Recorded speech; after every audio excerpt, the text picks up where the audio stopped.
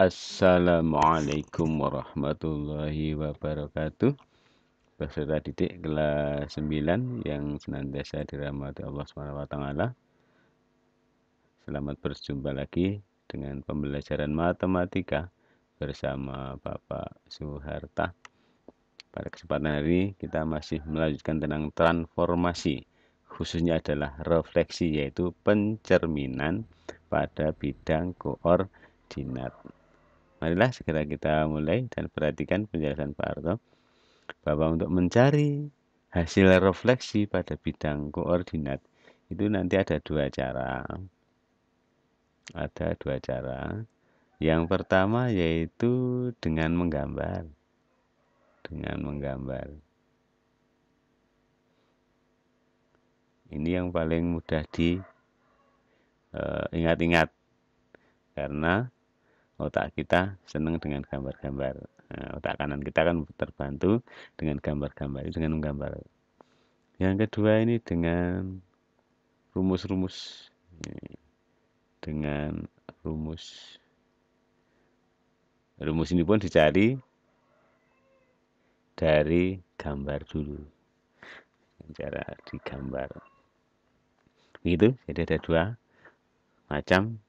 Nah, paling mudah dimengerti, dihafalkan itu dengan gambar karena nanti akan mudah diingat. Hanya kita harus menyediakan kertas gambar. Kalau dengan rumus kita harus menghafalkan rumus-rumus. Begitu, ini cara mencari hasil refleksi pada bidang koordinat. Nah, yang ilmu yang perlu diperhatikan, yang perlu kalian kuasai, yaitu masalah koordinat ini kamu harus paham. Kalau dengan gambar itu harus ingat dengan ini masalah koordinat. Bidang koordinat sudah dipelajari di kelas 8. Itu bidang koordinat meliputi dua sumbu, ya, ada sumbu X itu yang mendatar, ini, dan yang vertikal adalah sumbu Y. Ini kamu harus punya bidang koordinat seperti ini kalau dengan gambar. Karena judulnya aja mencari refleksi pada bidang koordinat kartesius. Itu. Nah, ini sebagai contoh, misalnya diketahui titik A, misalnya 3,5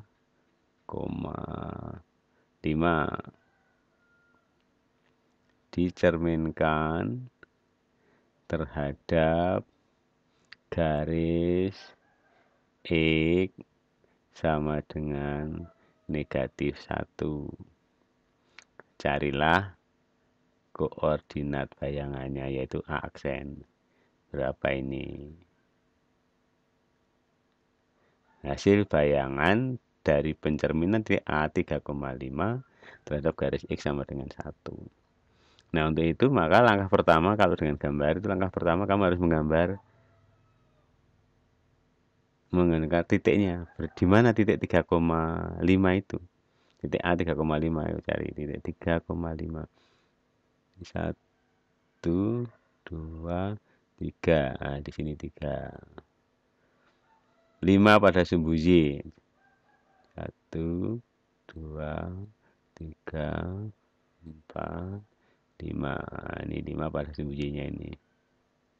Nah, ini kita bentukkan. Ini ke vertikal menuju ke arah 5. Terus horizontalnya di sini. Jadi titik koordinatnya titik A itu ini. Pas 3 dan 5. 3-nya tidak boleh terbalik loh ya. 3-nya itu pada sumbu X, 5-nya pada sumbu Y. Ini selalu nih saya ingatkan, titik koordinat itu adalah X, Y. Tuh, selalu X, Y, tidak boleh Y, X. Sehingga titik A-nya di sini. Ini koordinat titik A. 3,5. Kemudian yang kedua menggambar ini, garisnya ini. Garis X sama dengan negatif 1. Masih ingat tuh? Di mana letak garis X sama dengan negatif 1? Yaitu pada sumbu X kamu cari angka negatif 1. Nih. Nah ini negatif 1-nya di sini. Terus dari situ kan ada garis. Silahkan dibuat garis. Di X sama dengan negatif 1. Berarti garisnya adalah vertikal, tidak horizontal. Horizontal nanti pada sumbu. Jadi vertikal. Ini garisnya. Ini kamu dibuat garisnya. Nah, itu itulah garisnya. Nah, ini adalah cermin, yang biru ini adalah cermin. Karena ini adalah titik A dicerminkan terhadap garis X sama dengan min 1. Bayangannya gimana? Nah, bayangannya berarti ini ke sana. Ini karena ini bendanya, ini cerminnya, otomatis kan bayangannya ke sana. Nah, ini jadi kamu buat tuh di sana. Tadi ke sana. Nah, lurus nanti lurus dengan di sini. Di mana itu? Nah, kamu hitung dari A menuju cermin itu berapa jaraknya? Satu, satu, dua, tiga, empat, lima. Nah, lima itu. Jadi ke sana juga lima. Jadi ke sana juga lima. Satu, dua, tiga, empat, lima. Jadi di sini. Inilah titik A aksen. Nah, itu jadi merah aja. Nah, ini bayangan titik A adalah A aksen. Berapa koordinatnya? Ke bawah. Kita lihat ke bawah angka berapa. Terus lihat ke bawah. Lurus ini, lurus garis ini. Nah ini. Ini berapa ini? Negatif 1. Oh, karena keliru Pak ini. Maaf, maaf, maaf, maaf. Sorry, maaf. Jadi kita maaf. Jadi garisnya X sama dengan negatif 1. Ini adalah ya negatif 1. Tadi Pak Arto kan belandang ya. Ini garisnya. X sama dengan negatif 1 itu ini. Yang biru ini. Oke. Sekarang kita cari cerminannya. Bayangannya terhadap garis X sama dengan min 1 ini. Dari koordinat titik A. Sudah kita hitung jarak dari benda titik A ke cermin. Berapa ini? 1, 2, 3, 4. Nah, jadi kita juga seberang di sana, seberang juga 4. 1, 2, 3, 4. Nah, ini ke bawah, ini cerminnya. Jadi hasil bayangannya sudah ketemu di sini, di titik ini. Ini harus pas ya.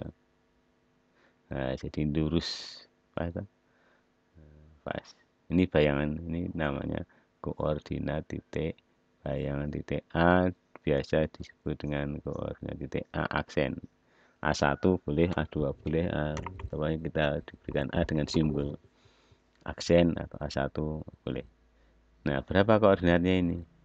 Koordinat titik aksen adalah kalau ke bawah angka negatif 5, kalau menuju sumbu Y angka 5. Jadi ini adalah negatif 5,5. Nah, kalau begitu koordinat bayangan titik A 3,5 dicerminkan terhadap X sama dengan negatif 1. Ini jawabannya adalah negatif 5,5. Negatif 5,5. Ini dengan gambar itu seperti itu. Itu kalau dengan gambar. Jadi harus menggambar titik koordinatnya dulu, terus digambar cerminnya, kemudian di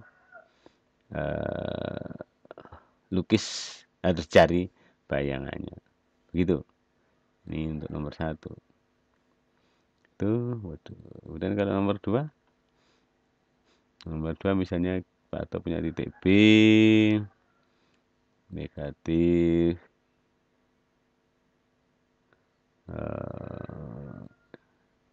2,3.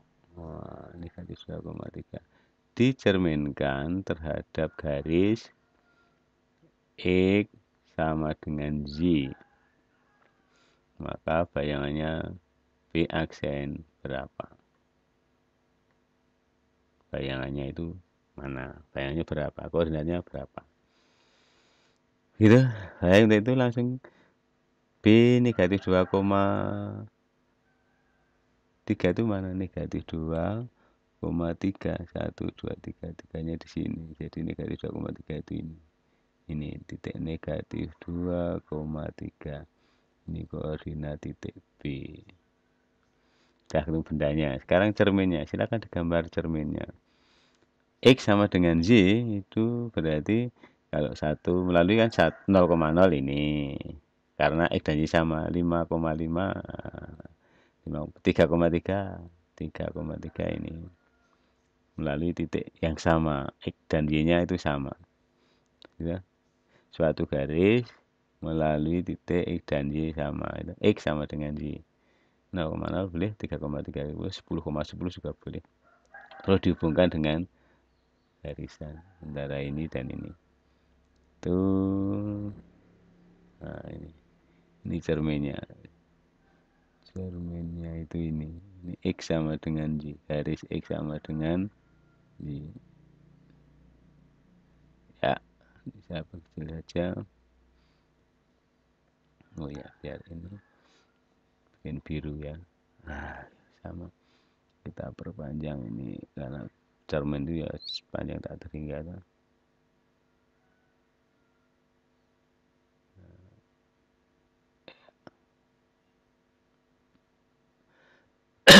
Ya inilah cerminnya. Ini cermin. Ini berarti garis X sama dengan Y itu sebagai cerminnya. Nah, sekarang kita tinggal mencari bayangannya ini. Bayangan titik B terhadap cermin ini. Maka ini tarik garis tegak lurus. Kamu harus menarik garis tegak lurus. Carilah garis tegak lurus ini ke sini. Oh, gitu. Tegak lurus dengan cermin. Ini tarik garis biar dapat kelihatan. Garis tegak lurus. Kita ambil yang kecil saja. Ini tarik garis tegak lurus. Nah, ini. Nah, gitu. Ini kan tegak lurus. Kok nggak kelihatan hijau, biru. Oh, yang kelihatan apa?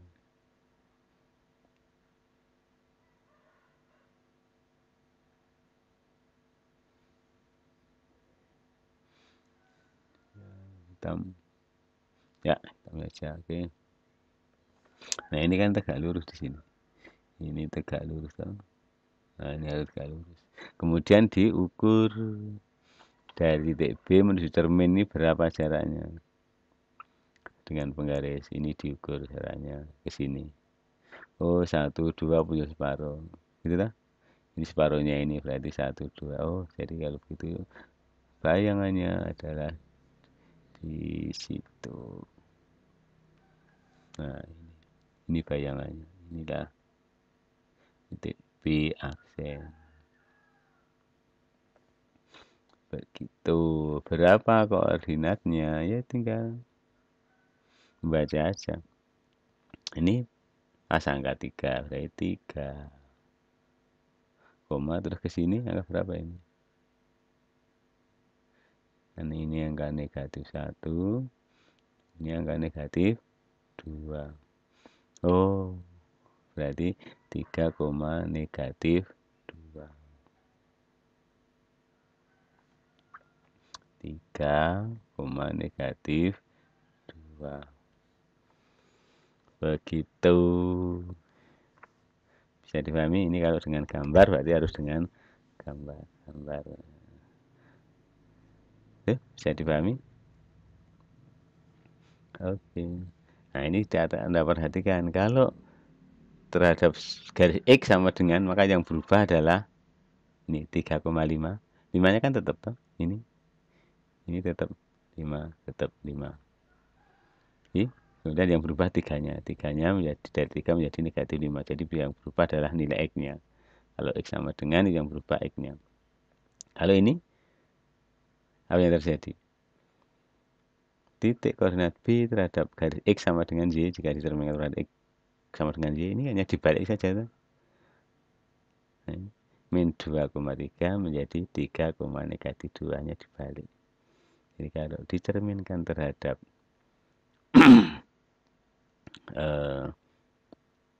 garis X sama dengan Y, maka hasil pencerminannya itu hanya dibalik. Jadi kalau ini A, B gitu, itu menjadi B, A. Oke, bisa dipahami? A, B menjadi B, A.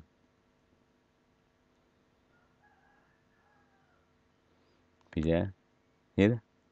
Oke, baik. Ini nanti akan menjadi rumus. Jadi rumus. Begitu cara mencari pencerminan pada bidang koordinat jika dengan gambar. Baik, berikutnya kalau yang kedua dengan rumus. Bagaimana kalau dengan rumus? Ini kalau dengan rumus, ini ada beberapa rumus. Yang pertama, jika ada titik A, pakai merah aja. Titik A-nya adalah misalnya titik A, B. Oke, ini aja. Ini tak ganti. Tidak A. Ini hampir sama, walaupun boleh saja bebas. Titik P. Titik P, A, B jika dicerminkan terhadap garis X sama dengan H, maka bayangannya P, ini yang berubah adalah ini. Yang berubah adalah X-nya. Itu, ini adalah 2 kali H dikurangi A, B. Jadi B-nya tetap. Unsur Y-nya tetap. Ordinatnya ini kan absis, ordinat. Yang berubah absisnya. Tuh. Kemudian kalau ada rumus yang kedua, kalau ada titik P, koordinatnya A, B, dicerminkan terhadap garis Y sama dengan K, maka P aksennya, ini P aksennya, P aksennya adalah, yang berubah adalah ordinatnya karena Y sama dengan, jadi yang absisnya tetap A, 2 kali K dikurangi B. Tuh, ini kalau dengan rumus-rumus seperti ini.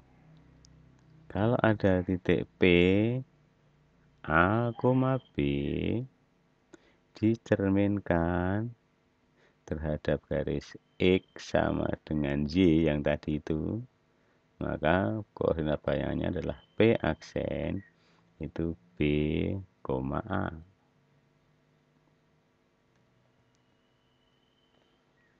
Kemudian rumus yang keempat, jika ada koordinat titik P, A, B dicerminkan terhadap garis X sama dengan min Y, atau Y sama dengan min X sama aja, dibalik gak boleh. Y sama dengan min X. Dan karena ini penulisan bermacam-macam, ini aja dengan Y sama dengan X juga boleh, ini kan dibalik boleh, Y sama dengan X sama dengan Y boleh aja. Ini bisanya gini, Y sama dengan negatif X walaupun dibalik sama, atau X sama dengan negatif Y sama aja, Y-nya di depan. Ini hanya masalah penulisan saja, kebiasaan penulisan, tapi sebenarnya ini artinya sama.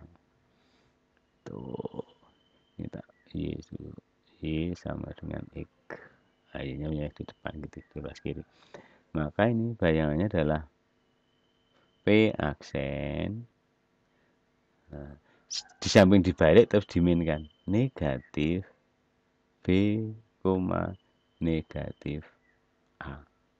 Nah, ini kalau rumus-rumusnya seperti ini, jadi kamu harus mengumpulkan rumus ini. Ya, hanya rumus-rumusnya seperti ini. Nah, ini rumus-rumusnya. Kalau dengan rumus itu seperti ini, harus dihafalkan. Tetapi kalau dengan gambar tadi itu hanya dengan gambar. Oke, bisa dipahami? Kalau perlu berikan contohnya. Oke, contohnya satu saja. Misalnya ini Pak Harto punya titik V negatif 4,10 dicerminkan terhadap garis X sama dengan 5 nih, maka Q aksennya berapa, bayangannya berapa.